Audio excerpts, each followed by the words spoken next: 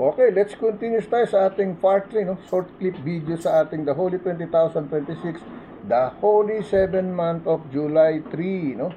July 3. Tomorrow it's 4th of July here in United States of America, no? 4th of July, okay? Yan po, no? Celebration, no? 250 years no celebration sa Amerika, okay? Gaganapin, no? Mag-i-speech si Donald Trump mamaya yatang gabi, no? Itong oras na to, no? Mga alas 10, no? Now, let me read this Matthew, no? Matthew chapter 18, verse 20 to 24, okay? Matthew chapter 18, verse 20 to 24, no? Ang galing talaga ng Panginoon, no? Alam niyo, nahirapan na ako sa labas. Sabi, tigil ka na, sumama ka na lang sa kanila, no? Sumama ako. O, nagkaroon ako ng pahinga, okay? Kaysa pilitin ko yung mata ko na mahirapan ako, okay? Kanina po yung una kong video sa labas, huminto po yung video natin. Bakit po, no? Kasi sa sobrang init, no? Overheat yung phone natin, okay? So, huminto siya ng kusa. Magaling na lang, nabasa ko na yung Tagalog bago ko nabasa yung Spanish sa second video clip, okay? So, dito tayo sa ating Matthew chapter 18, verse 20 to 24, okay? Dito tayo, tinutulungan tayo ni Lord. Sabi ko sa inyo, and when he had begun to reckon, no, one was brought, no, unto him, which owed him 10,000 talents, no, verse 25, no? Teka muna, no, bakit 25 na agad tayo? Sa 20 tayo, 20 sandali, no? O, balikan natin, no? Dito tayo sa Matthew chapter 18, verse 22, 24, no? Binigay na agad yung 25 sa atin. So, isama natin yung 25, no? Kasi doon agad tayo pinuha sa 25. Alright, yung ibig sabihin, doon kung basahin, okay? So, puntahan natin yung verse 20, no? Matthew chapter 18, verse 20 to 25, no? For where two or three are gathering together, no? In my name, there I am in the midst of them, no? Nasa gitna niya, no? Kumbaga, 5, 10. Sinasabi nga rin, 1, 2, 3, pero kahit pa ilang kayo, nandun siya sa kaligitnaan natin, okay? Siya ay nasa gitna natin, okay? Alright? It says it, for where 2 or 3 are gathering together in my name, there I am in the midst of them, no? Verse 21, they came Peter to him and said, Lord, how oft shall my brother sin against me, and I forgive him? Till 7 times, no? Tinatanong niya, no? Verse 22, no? Jesus said unto him, I say not unto thee until 7 times, but until 70 times 7, no? 77 times, okay? Sa English, sa una kasi to, kaya ganun pagka-English, no? Pero siyempre, na-develop yung English, 77 times na, no? Alright, and sabi sa verse 22, Jesus said unto him, I say not unto thee until 7 times, no? But until 70 times 7, okay? Sa New English, 77 na, okay? Verse 23, therefore in the kingdom of heaven, no, liken unto a certain king which would take account of his servant, okay? Verse 24, no? And when he had begun to reckon, one was brought unto him which owed him 10,000 talents. So, verse 25, no? And for as much as he had not to pay, his Lord commanded him to be sold, and his wife and children, and all that he had, a payment to be made, no? Payment to be made, no? Now, basahin natin sa Tagalog. Mateo pa na 18, versikulo talutod talata, no? 20 hanggang 25, okay? Sa Tagalog, no? Kiris in Tagalog. Sapagkat kung saan nagkakatipo ng 2 o 3 sa aking pangalan, no? In the name of God, no? Jesus, no? Ay naroon ako sa gitna nila, okay? Kumbaga kami, buong pamilya, 11 kami, no?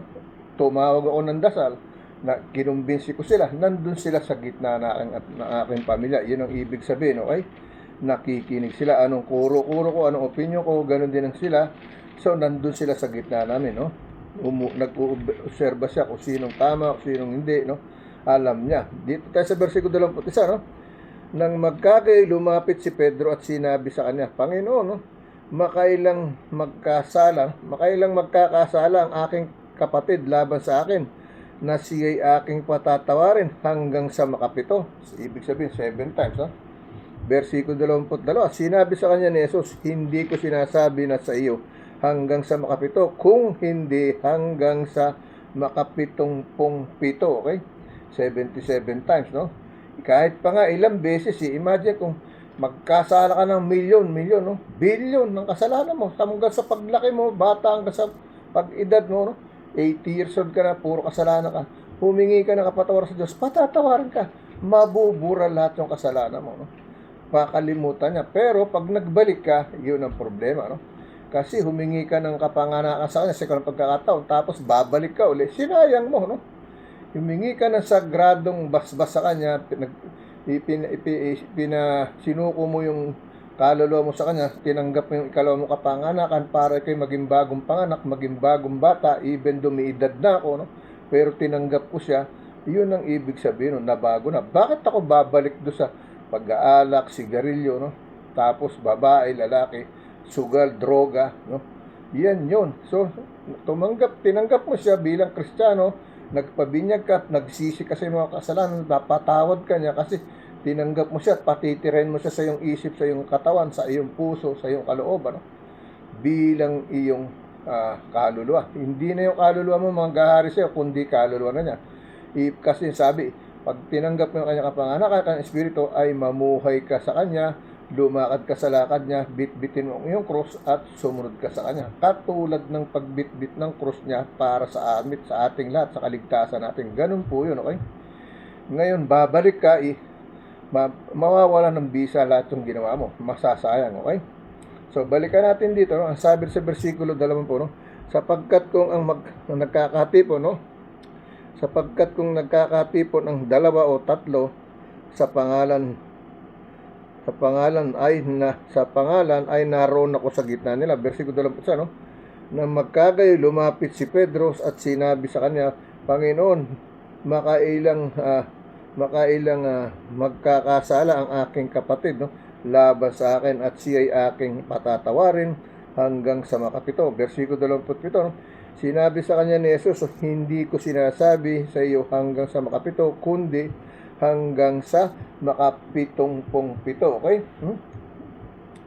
Versikulo 23, kaya nga kaharian ng langit ay tulad ng isang hari na nag-ibig na makipag-usap sa kanyang mga alipin. Okay? Versikulo 24, no? At nang siya'y magpasimulang makipaghusay, no? Ay iniharap sa kanya ang isa sa kanya, may utang na 10,000 talento, no? Versikulo 25, no?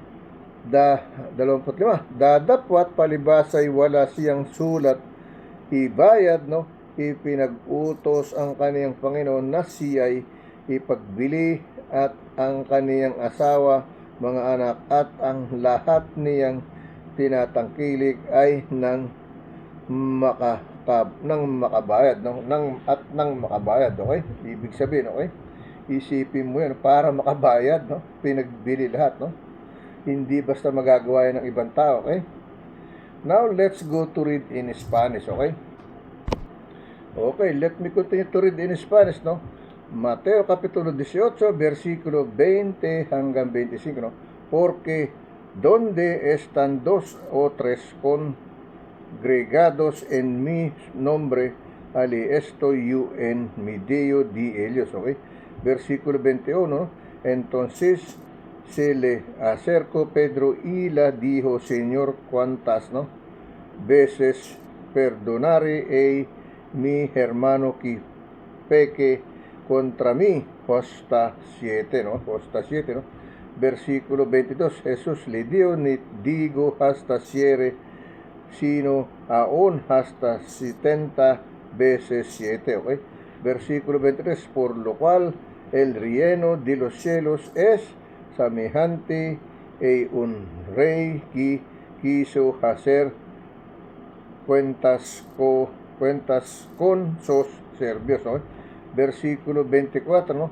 Y comenzado y hacer cuentas le fue presentado uno que la debía 10,000 talentos. Okay? Versikulo 25, no? A este como no pudo pagar, ordeno, no? Si señor venderle y su mujer y Jesús y todo lo que tenía para que si le pagase la deuda. Okay? Versikulo 20 hanggang 25 lang tayo. Okay? Yan ang sinasabi. Okay? Now, let's go to the other scripture chapter and verse, no? Dito tayo sa ating John, no? John chapter 1 verse, no? John chapter 1 verse 10 to 14, okay? John chapter 1 verse 10 to 14, no? He was in the world, and the world was made him, and the world was made by him, and the world knew him not. Okay? Ang sabi ng verse, no, sa John chapter 1 verse 10 to 14, okay? He was in the world, and the world was made by him, and the world knew him not. Okay? Verse 11, he came unto his own, and his own received him not. Verse 12, no? But as many as receive him, to them give he power to become the Son of God, no?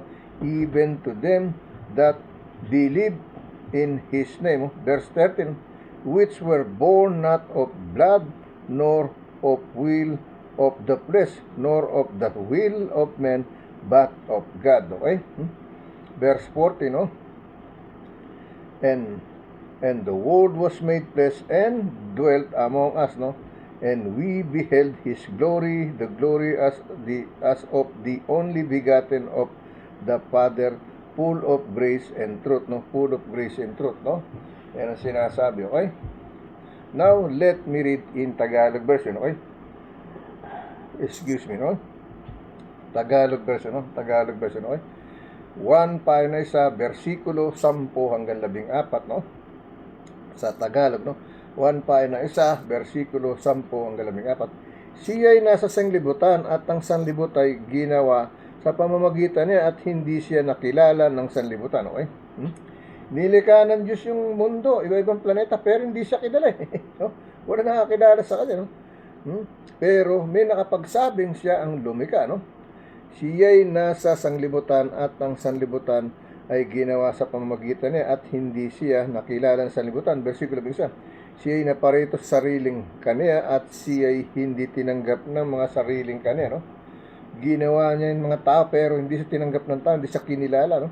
Ininsulto pa siya, pinarusahan pa siya. Yun ang nangyari, okay? Versikulo 12, no?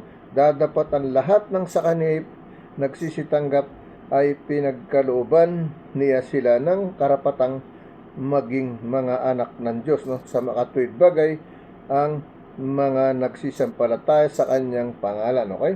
So natanggap tayo, naging anak tayo ng Diyos, no? Akala ko nung una anak na ako ng Diyos kasi Katoliko, samba ako sa Perpetual, samba ako sa San Vicente Perez, samba ako sa ang dami kong santong pinaniniwala, no? Pero hindi pala yan ang tunay na Diyos na dapat sambahin. Ang tunay na Diyos dapat sambahin ay ang napako sa krus, no? Kasi po lahat yan santo lang, hindi yan Diyos, okay? Ang tunay na Diyos ang dapat nating tawagin ang kanyang pangalan, walang iba, okay? Yan pong nililinaw ko sa inyo, no?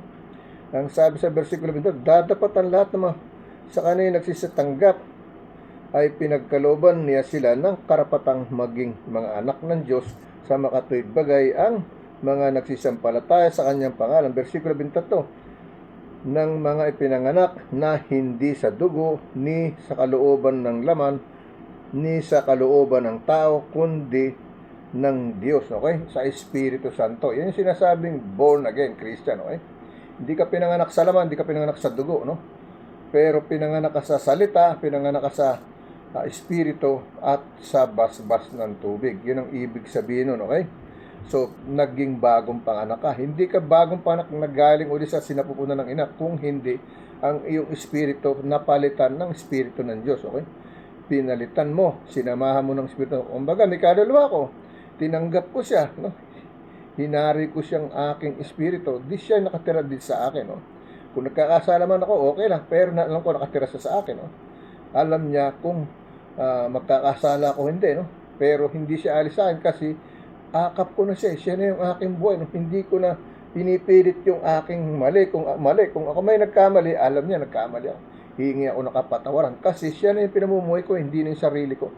Hindi na yung sarili kong pride, hindi na yung sarili kong kayabangan, hindi na yung sarili kong mapaghusga, no? Magalitin o ano man, ganun ang dapat mangyari. No? Pero siyempre, tao tayo, nangyayari ang dapat mangyari. Pero hindi ibig sabihin nun ay humiwalay na sa atin ang Espiritu Santo kasi tinanggap natin siya. No? Kaya lang, pag tayo bumabalik sa ating mga maling gawain, umaalis siya. Okay? Kasi nasasayang. Okay? Sabi rito, no? Sabi rito, no? Versikulo 23, ng mga pinanganak na hindi sa dugo ni sa kalooban ng laman ni sa kalooban ng tao kundi sa Diyos, no? Sa born again, no? Versikulo 24, at nagkatawang tao ang berbo at tumahan sa gitna natin, no? At nakita namin ang kaniyang kaluwalhatian gaya ng isang bugtong na ama na puspos ng biyaya at katotohanan. Puspos ng biyaya at katotohanan. Ibig sabihin, no? Versikulo 25, pinatotohanan siya ni Juan, no? At sumigaw na nagsasabi, ito ang aking sinasabi, no? Ito ang aking sinasabi. Ang pumaparitong nasa hulihan ko ay magiging una sa akin sapagkat siya'y una sa akin. Okay?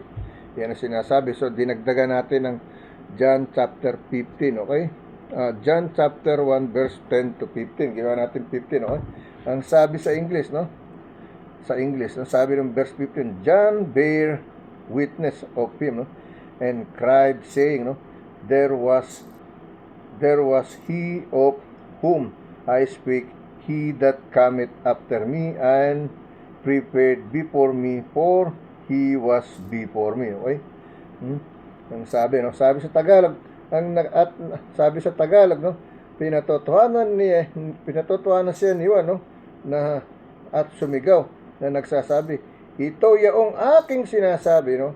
Ang pumaparito na nasa hulihan ko ay magiging una sa akin sapagkat siya'y una sa akin. Okay? Yung may Espiritu Santo nasa hulihan, no? Pero siya magiging una. Bakit? Kasi tumanggap mo siya. Ibig sabihin, okay? Hindi ka mauhuli. Okay? Let me read in Spanish, okay? Okay, let me continue to read in Spanish, no? 1 Kapitulo 1, versikulo 10 hanggang 15, no? En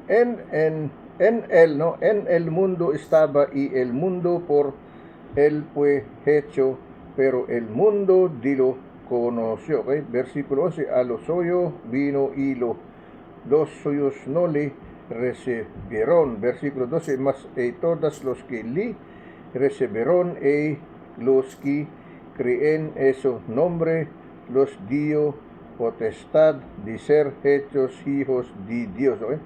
Versículo 13, ¿no? Los cuales no son engrados de sangre, ni de voluntad de carne, ¿no? Ni de voluntad de varón, sino de Dios, ¿no? Versículo 14, ¿no? Y aquel verbo fue hecho carne y habitó entre nosotros y vimos su gloria como del unigénito del Padre, ¿no? Y lleno de gracia y de verdad, ¿no? Versículo 15, ¿no? Juan dio testimonio de él y clamó diciendo, este es de quien yo decía, el que viene después de mí es antes de mí, porque era primero que yo, no? Yan ang sinasabi sa Spanish, no? Now, let's go to the other scripture chapter and verse, no? Dito tayo sa ating 1 Corinthians chapter 6 verse 16 to 20. Yesterday I shared this, no? Now I'll bring it back to you. Why? The message is really beautiful and very clear, no? Sa ating 1 Corinthians chapter 6 verse 16 to 20, okay? Let me read to you once again today, no? For the second time, no? And the second day, no, of July, no? We read on the second day of July. Now the third day of July, I bring it back again, these verses, no? 1 Corinthians chapter 6 verse 16 to 20. Okay, here is the message. No? What now ye or you, not that which is joined to a harlot in one body, but two set he shall be one flesh. No? He shall be one flesh. Yan sinasabi, no? Pag tinanggap mo yung Espiritu Santo as kaluluwa mo, magiging isa na kayo. Kaya hindi na ikaw yung ikaw, okay? Yan ang sinasabi, no? Verse 17, no? But he that join unto the Lord is one spirit. No? Magiging isang espiritu na. Verse 18, no? Flee fornication, no? Flee fornication, every sin that a man do it is without the body, but he that committed, no, fornication sinneth against his own body, no? Verse 19, no? What now ye or you, that your body is the temple of the Holy Ghost, no? Which is in you, no? Which ye or you have of God, and ye or you are not your own, okay? No, may Diyos ka na eh. So, ibig sabihin, hindi na ikaw yung ikaw. Kasi tinanggap mo na yung Espiritu ng Diyos, no? Maaaring nakikita mo, ako pa rin, asawa mo pa rin ako, o pinsan mo pa rin ako, no? O kuya mo, pero hindi na ako yung talagang dating nakikita mo. Iba na, okay? Kasi hindi na ito yung dati kong buhay. Ito ngayon yung buhay ko na nakita mo na bago sa buhay ko. So, masasabi mo na, may Espiritu na ni Lord yan. Kasi dati hindi naman ganyan yan, no? Hindi ko nakita yan, hindi ko nga kilala yan. Ngayon nakikilala ko na kasi lagi ko siya nakikita, nagsisilbi siya sa Panginoon. So nasa kanyang Espiritu ng Diyos, so kasama niya, kasama ng kaluluwa ni Kuya. Ganun ang ibig sabihin, okay? Ang sabi rito, no? Ang sabi ng verse 19, what now ye or you, not that, ano? Sabi rito, no? What, no? Question mark. Now ye or you, that not your body is the temple of the Holy Ghost, no? Which is in you, which ye or you have of God, and ye or you not your own, okay? Verse 20, no? For ye or you are bought, no? Ye or you are bought with a price, no? Bought a price, no? Therefore glorify God in your body and in your spirit, which are God, no? Yan ang sinasabi, no? Basahin ulit natin, no? Yung verse 20, no? Napakaganda ng balita kasi, no? For you or you brought with a price, no? Therefore glory God in your body, no? And your spirit, which are God, no? Which are God, no? Gods, no? Basahin natin sa Tagalog. Basta 1 Korinto pa na 6, versikulo 16 hanggang 20, no? Hindi ba ganin yung nalalaman na ang nakikisama sa patutot ay kaniyang katawan niya, sapagkat sinabi niya, ang dalawa ay magiging isang laman, no? Versikulo 7, ngunit ang nakikisama sa Panginoon ay kaisang espiritu niya, no? Okay? Ibig sabihin, isang espiritu na, kaisa mo na siya, no? Hindi na ikaw, hindi ka na sarili mo. So, bakit babalik ka sa masama? Hindi ka ba nahiya kasama ang Espiritu niya? Babalik ka ulit sa patay sindi, mag-aalak ka ulit, magdodroga ka ulit, no? Magtatato ka naman, alam mo ng kasalanan, magtatato ka pa. Nagtato ka na, okay na, tanggap na niya kasi nakahingi ka na ng kapatawaran. So, huwag mo nang dagdagan kasi alam mo na, may nagbalita na sa'yong mali. Huwag mo nang dagdagan kasi kasalanan, okay? Huwag mong gawing drawingan ang katawan mo, no? Kasi ginawa ka ng Diyos na malinis, no? Ibig sabihin, ako nagkaroon kasi hindi ko alam.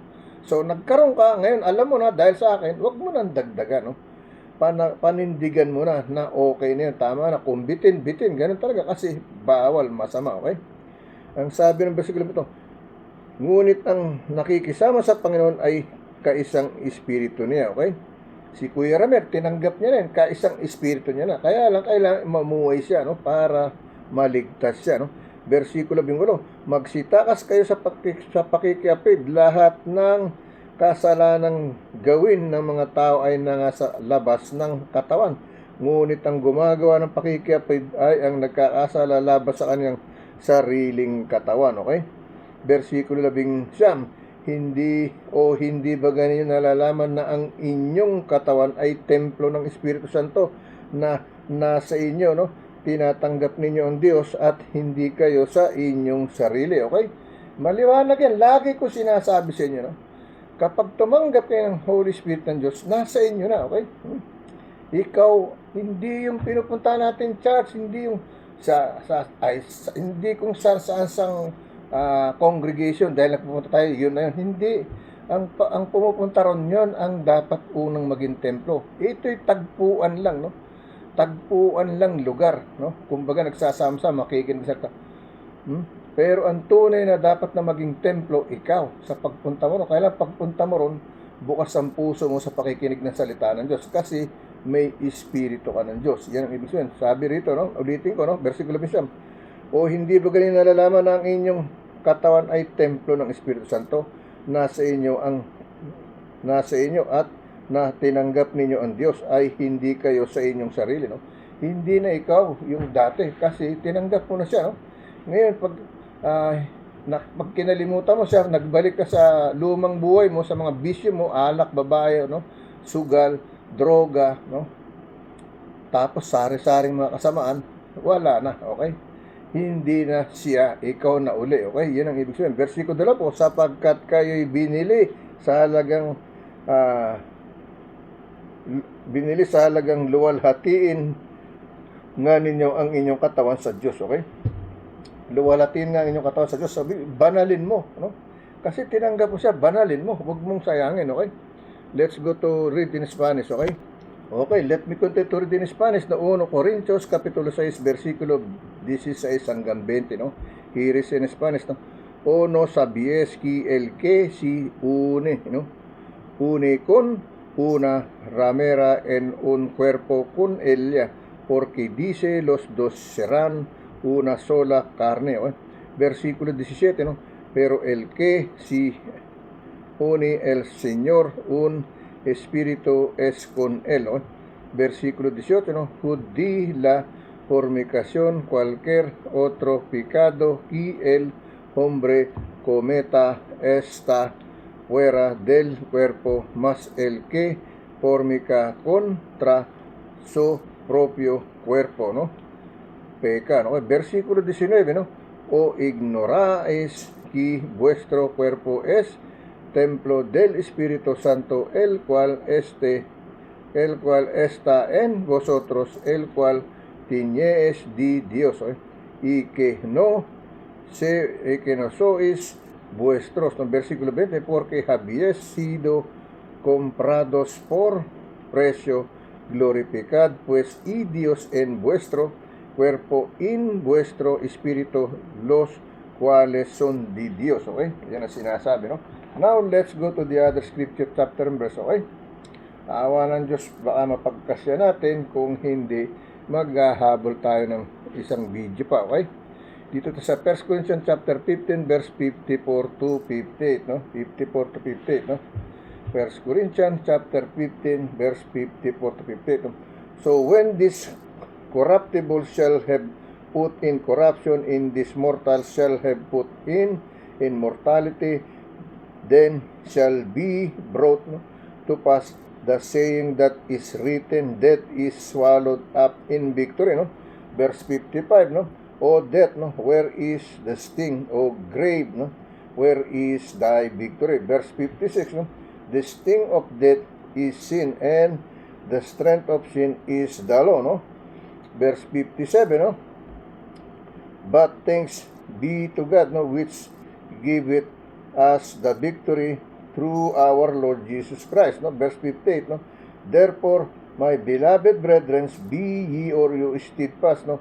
Unmovable, always abounding in the work of the Lord, for as much as ye or you know that your labor is not in vain in the Lord, okay? Basahin natin sa Tagalog, no? Para maintindihan ninyo, no? Dito sa Tagalog, 1 Corinto, pahina 15, no? 1 Corinto, pahina 15, versikulo 54 hanggang 58, okay? Here is in Tagalog, no?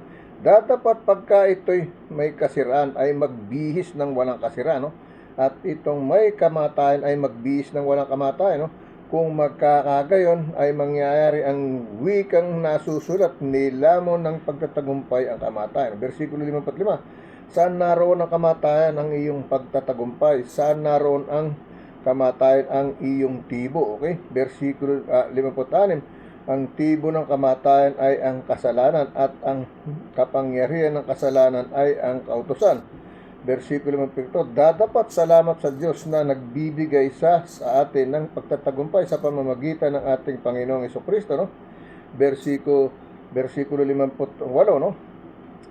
Kaya nga mga kapatid, kung minamahal kayo, magsitatag, huwag makilos na laging sumasagana sa gawa ng Panginoon, yamang nalalaman ninyo na hindi walang kabuluhan ang inyong gawa sa Panginoon. Okay? Let me read in Spanish. Okay? Okay, let me continue to read in Spanish, no? Dito tayo sa 1 Corintios Kapitulo 15, versikulo 54 hanggang 58, no? Y cuando esto corruptible si haya vestido de incorrupción y esto mortal si haya vestido de inmortalidad, entonces, no?